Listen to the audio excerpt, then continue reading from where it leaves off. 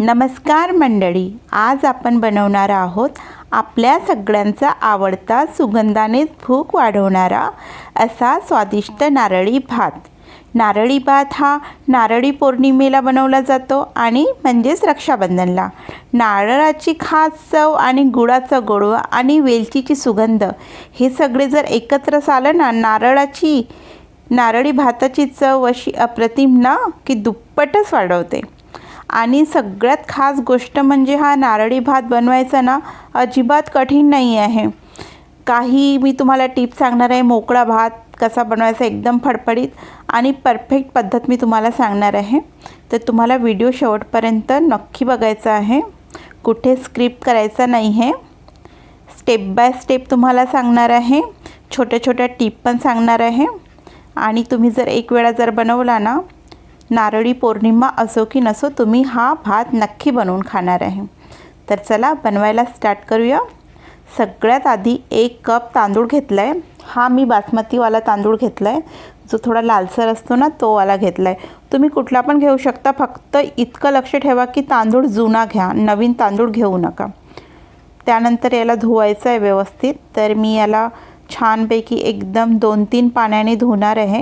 व्हिडिओमध्ये तर मी तुम्हाला एकच वेळा दाखवलं आहे, 3 वेळा दाखवायला काही गरज नाही आहे. 1 वेळा सांगितलं तरी तुम्हाला कळणार. तसंच मग सांगत गेलं की व्हिडिओ आणखी लांब होणार, म्हणून मी तुम्हाला एकच वेळा धुवून दाखवलं आहे. पण मी 3-4 पाण्याने व्यवस्थित धुवून याला पाण्यामध्ये भिजत टाकलं आहे. भिजत आपल्याला जास्त वेळ असं नाही टाकायचं. इथे मी पाण्यात टाकलं, इकडे बाकीचं आपण प्रोसेस करूया, तेव्हापर्यंत ते भिजत राहणार आहे. तर कढई घेतली आहे. कढईमध्ये मी 2 चम्मच साजूक तूप घेतलं आहे. तूप हे घरी बनवलेलं आहे. साईचं दूध बनवत असते मी. साईचं जी मलाई निघते ना दुधाची, त्याचंच मी तूप बनवत असते. तर बदाम घेतले होते थोडे, आणि काजू घेणार आहे आणि मनुका घेणार आहे. तर ड्रायफ्रूट्स जर तुम्ही नाही वापरले ना तरी पण चालेल, तुमच्या आवडीनुसार आहे. मुलांना थोडं ड्रायफ्रूट्स आवडतं आणि खायला पण पाहिजे, म्हणून मी इथे ड्रायफ्रूट्स वापरले. जर तुम्हाला नाही वापरायचं तुम्ही सिंपल पण बनवू शकता. बिना ड्रायफ्रूट्सचं पण खूप छान बनतं. असं काही नाही आहे की ड्रायफ्रूट्स वापरणं गरजेचंच आहे म्हणून. तर त्यानंतर इथे काही मी मसाले घेतले. तर 1 दालचिनीचा तुकडा आणि 2 वेलचीचे डोळे घेतले, जे त्याची तोंडनं थोडे उघडून घ्यायचे आपल्याला. आणि 4 मी लवंगा घेतले. जास्त मसाले नाही घेतले इथे. याला बघा तुपामध्ये छानपैकी आपण भाजून घेऊया. लवकरच टाकायचे तांदूळ, नाही तर हे ना उडतं एकदम. लवंग वगैरे ना उडतं तुपामधून, म्हणून पटकन टाकायचं आपण तांदूळ जे भिजत टाकले होते ते. आणि याला व्यवस्थित मिक्स करून घेते. तर इथे मी पाणी टाकले 1.5 कप. तुम्ही गरम पाणी पण घेऊ शकता. 1.5 कप पाणी घेतलं आहे कारण की तांदूळ असतं त्याचं दुप्पट आपल्याला पाणी घ्यायचं असतं. पण थोडंसं पाणी मी आधी टाकलं होतं ना तांदूळ भिजत, म्हणून मी 1.5 कप वापरले आणि अर्धा कप आधीचा. तर आपलं टोटल 2 कप पाणी झालं आहे. आणि लिंबाचा रस टाकला आहे आणि चवीनुसार आपण मीठ टाकूया. लिंबाच्या रसाने काय होणार ना, तांदूळ आपला जसा जुना असला ना की फडफडीत तर भात होतोच, पण आणखी थोडा लिंबाचा रस टाकला ना की आणखी जास्त फडफडीत होतो, म्हणून आपण लिंबाचा रस टाकला आहे. त्यानंतर मी गॅस मोठा ठेवला आहे. 2-3 मिनटामध्येच पाणी बघा कसं सोकून गेलं आहे. इतकं पाणी सोकलं आहे. आता आपण गॅस करूया एकदम स्लो आणि याला झाकूया. आता दणदणीत आपल्याला याला वाफ द्यायची आहे. बघा दणदणीत वाफ दिली आहे. असाच आपल्याला बनवायचं आहे. एकदम जास्त पाणी टाकून नाही हे करायचं, एकदम हळू हाताने करायचं आहे. बघा पाणी पूर्ण संपलं आहे. त्यानंतर मी घेतला आहे गूळ. तर आपले तांदूळ होते 1 कप, तर 1 कप तुम्ही गूळ मी 1च कप घेतला आहे गूळ. तुम्ही जर गोड तुम्हाला जास्त आवडतं तर तुम्ही जास्त पण घेऊ शकता, 1.5 कप पण वापरू शकता. मी इथे 1च कप घेतला आहे. आणि नारळाचा किस घेतला आहे. नारळाचा किस पण माझा 1 कपच आहे. नारळाचा किस पण तुम्ही कमी जास्त तुम्ही आपल्याप्रमाणे करू शकता. पण नारळी भात आहे म्हणजे नारळाच्या किसाचा ना अप्रतिम टेस्ट येतो. तुम्ही थोडा जास्तीच टाका, खूप छान लागतं. आता आपण याला गुळामध्ये मिक्स करून घेऊया. बघा गुळाचा आपल्याला इथे कुठलाच पाक वगैरे असं नाही बनवायचं आहे. गूळ फक्त वितळला पाहिजे. आणि हे नारळ जे आपण टाकले हे पण काही शिजवायचं नाही आहे, फक्त याच्यामध्ये मिक्स करायचं आहे आपल्याला. सगळं एकजीव झालं म्हणजे आपण याच्यामध्ये टाकूया जे मी ड्रायफ्रूट्स ठेवले होते ना भाजून, ते वाले ड्रायफ्रूट्स मी याच्यामध्ये टाकणार आहे.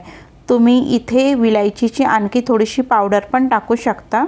मी नाही टाकली आहे, आधीच 2 विलायची टाकली होती म्हणून विलायची पावडर नाही टाकली, पण तुम्ही नक्की टाका, खूप छान चव येते त्यानी, आणखी जास्त चव येणार चांगली.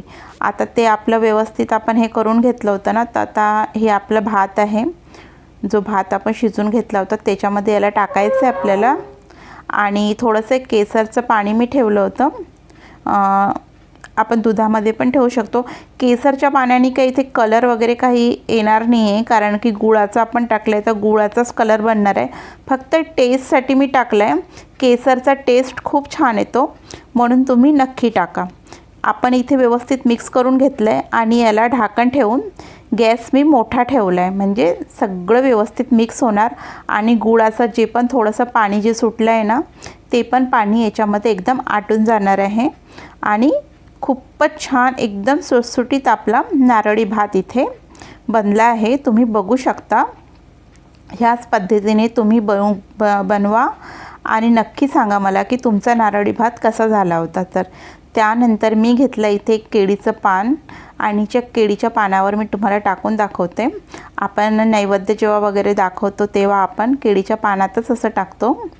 तर ड्रायफ्रूट्सनी थोडंसं मी सजवलं आहे वरून आणि किसलेलं जे खोबरं होतं ना, ते पण मी थोडंसं वरतून टाकलं आहे. तुम्ही बघू शकता असं किती छान आपला नारळी भात दिसतोय, तुम्ही बघू शकता. आणि खायला तर इतकं अप्रतिम ना, खूपच छान. ते तुम्हाला आता शब्दात नाही सांगत आहे मी, तुम्ही नक्की ट्राय करा, तरच तुम्हाला वाटणार की किती छान लागतो. स्वीट एकदम स्वीट डिशमध्ये परफेक्ट आहे आणि हेल्दी पण आहे. हेल्दी म्हणजे आपण मुलांना पण छानपैकी, जर नारळी पौर्णिमा असं काही गरज नाही आहे की नारळी पौर्णिमेला बनवायचं आहे, मधी पण आपण बनवून देऊ शकतो मुलांना. आणि मेन म्हणजे गूळ आपण इथे वापरला आहे तर एकदम सेफ आहे हेल्थसाठी. साखर नाही वापरली आहे, तर असं पण तुम्ही बनवून अगदी खाऊ शकता कधी पण, जेव्हा पण तुम्हाला गोड खायला मन झालं तर. पण व्हिडिओ जर तुम्हाला थोडा पण यूजफुल वाटतो आहे तर तुम्ही शेअर करायला विसरू नका. आपल्या फॅमिली फ्रेंड सर्कलसोबत व्हिडिओ नक्की शेअर करा. असेच तुमच्यासाठी मी नवीन नवीन व्हिडिओ घेऊन येते, तर तुम्ही व्हिडिओ बघा, चॅनलवर जा, बाकीचे पण व्हिडिओ आहेत ते पण तुम्ही ट्राय करा, त्या पण रेसिपी तुम्ही ट्राय करा. तुम्हाला चांगलं वाटते तर माझ्यासोबत नेहमी माझी फॅमिली म्हणून बनून राहा तुम्ही माझ्यासोबत. तर चला आपण लगेच नेक्स्ट व्हिडिओमध्ये भेटूया लवकरात लवकर. तेव्हापर्यंत बाय. नारळी पौर्णिमेच्या हार्दिक शुभेच्छा. हॅपी रक्षाबंधन.